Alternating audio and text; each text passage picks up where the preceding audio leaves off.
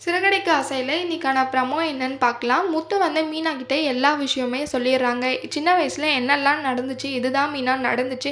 இதனால தான் நான் ஸ்ரீரத்த பள்ளிக்கு போனேன் அப்படின்னு சொல்லிட்டுன்ற எல்லா விஷயமே சொல்லிடுறாங்க. அத கேட்ட மீனாக்கு ரொம்பவே கோவம் வருது. எந்த தப்பும் பண்ணாம நீங்க இத்தன வருஷமா அனுபவிச்சுட்டு இருக்கீங்க. இனிமேலாவது நீங்க நல்லா வாழணும். இனிமேவாவது சந்தோஷமா இருக்கணும்னு நான் நினைக்கிறேங்க.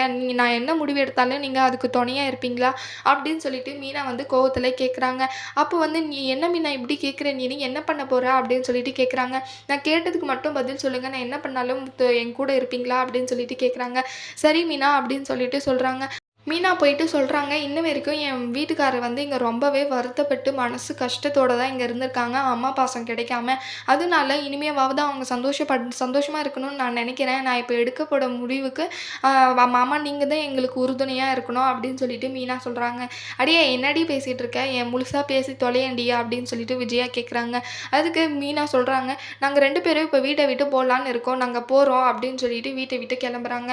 அண்ணாமலைக்கு ரொம்பவே கஷ்டமா இருக்கு. "ஏம்மா இந்த முடிவு?" அப்படின்னு சொல்லிட்டு கேட்குறாங்க. "ஏன் மாமா உங்களுக்கு முன்னாடியே இந்த விஷயம்லாம் தெரியும்ல. இப்ப வரைக்குமே அவங்க பழிய சுமந்து இருக்காங்க. நீங்க வேணா எல்லார்கிட்டயும் இத சொல்லி புரிய வச்சிருக்கலாம்ல." அப்படின்னு சொல்லிட்டு மீனா கேட்குறாங்க.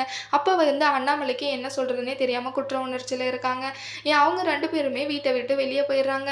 அடுத்து என்ன நடக்க போகுதுன்னு வரப்போற ப்ரோமோல பார்க்கலாம். இந்த வீடியோ பிடிச்சிருந்தா லைக் பண்ணுங்க. பாய்.